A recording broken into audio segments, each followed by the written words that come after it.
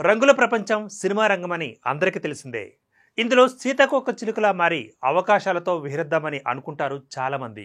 కానీ వారు ఆశించిన దానికోసం, అవకాశాల కోసం ఎదురు చూసే క్రమంలో కొన్ని ప్రలోభాలకు లొంగిపోతారు. చివరికి నయవంచకుల పాలిటపడి ప్రాణాలను కోల్పోతుంటారు. ఇది సరూర్ నగర్ గుడి పూజారి సాయికృష్ణ చేతిలో దారుణ హత్యకు గురైన అప్సర కథ. అయితే 2023లో సంచలనం రేకెత్తించిన ఈ కేసు చివరి తీర్పు నేడు వెలువడింది. సరూర్ నగర్ అప్సర హత్య కేసులో పూజారికి జీవిత ఖైదు విధించారు. ఈ కేసులో పూజారి ప్రధాన నిందితుడిగా ఉన్నారు. ఆయనపై కేసు నడుస్తూ ఉండగా న్యాయస్థానం జీవిత ఖైదు శిక్షను విధించింది. ఈ కేసు చాలా రోజుల నుంచి కలకలం సృష్టించింది. తాజాగా ఈ కేసుపై రంగారెడ్డి కోర్టు కీలక తీర్పును ప్రకటించింది. సాక్ష్యాలను తారుమారు చేసినందుకు కూడా అతడిపై అదనంగా 7 ఏళ్ల జైలు శిక్షను విధించింది న్యాయస్థానం.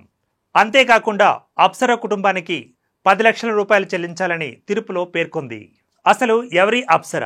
వివరాల్లోకి వెళ్తే తమిళనాడుకు చెందిన అప్సర డిగ్రీ పూర్తి చేసింది. నటన, మోడలింగ్పై ఆసక్తితో ఆమె పలు తమిళ చిత్రాల్లో నటించింది. సినిమా అవకాశాల కోసం ఆమె 2022 ఏప్రిల్లో హైదరాబాద్కు వచ్చింది. కాశీలోని తన తండ్రి ఒక ఆశ్రమంలో పనిచేస్తూ ఉన్నారు. ఇక తల్లితో కలిసి ఆమె సరూర్ నగర్లోని ఒక ఇంట్లో అద్దెకుంటున్నారు. ఆమె తల్లి ఒక ప్రైవేటు ఉద్యోగం చేస్తూ ఉండగా అప్సర దేవాలయాలకు తరచుగా వెళ్తూ ఉండేది. అదే సమయంలో అక్కడ పూజారి సాయికృష్ణతో పరిచయం ఏర్పడింది. ఈ క్రమంలో వారిద్దరి మధ్య సాన్నిహిత్యం పెరిగింది. అది కాస్త వివాహేతర సంబంధానికి దారితీసింది. తనను పెళ్లి చేసుకోవాలని సాయిపై అప్సర ఒత్తిడి తెచ్చింది. పెళ్లి చేసుకుంటే సరి, లేదంటే ఇద్దరి మధ్య సంబంధాన్ని బయట పెడతానంటూ ఆమె బెదిరింపులకు పాల్పడినట్లుగా పోలీసులు చెప్పిన విషయం. ఈ విషయం బయటపడితే పరువు పోతుందని భావించిన సాయి హత్యకు ప్లాన్ చేశాడు. 4 సార్లు హత్యకు ప్లాన్ చేసినా వర్కౌట్ కాలేదు. 5వసారి 2023 జూన్ 3వ తేదీన కోయంబత్తూరుకు వెళుతున్నట్లు విమాన టికెట్లు కూడా తీసుకున్నానని నమ్మించాడు.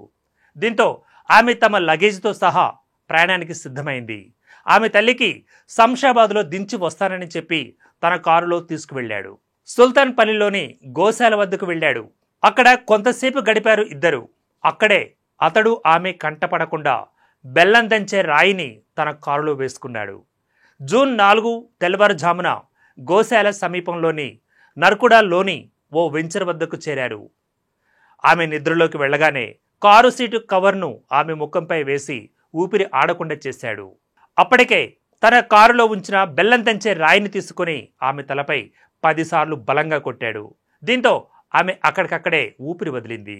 మృతదేహంపై కారు కవర్ కప్పి అక్కడే కారును పార్కు చేసి ఏమీ తెలియనట్లుగా ఇంటికి వచ్చేసి రోజువారీ కార్యకలాపాల్లో నిమగ్నమయ్యాడు. 2 రోజుల తర్వాత ఆమె మృతదేహాన్ని కవర్లో చుట్టి సరూర్ నగర్లోని మైసమ్మ ఆలయ సమీపంలో గల మ్యాన్ హోల్లో పడవేశాడు. అక్కడ వాసన వస్తున్నట్లు గమనించిన అతడు 2 ట్రక్కుల ఎర్రమట్టి తెప్పించాడు. మ్యాన్ హోల్లో వేయించాడు. అంతేకాదు దానిపై కాంక్రీట్ వేసి పకడ్బందీగా మూసివేశాడు. అటు తర్వాత ఏం జరిగిందో అందరికీ తెలిసిందే. నేరం చేసినంత ఈజీగా న్యాయం చట్టాల నుంచి తప్పించుకోలేరని ఈ కేసు తుది తీర్పు వెల్లడిస్తోంది.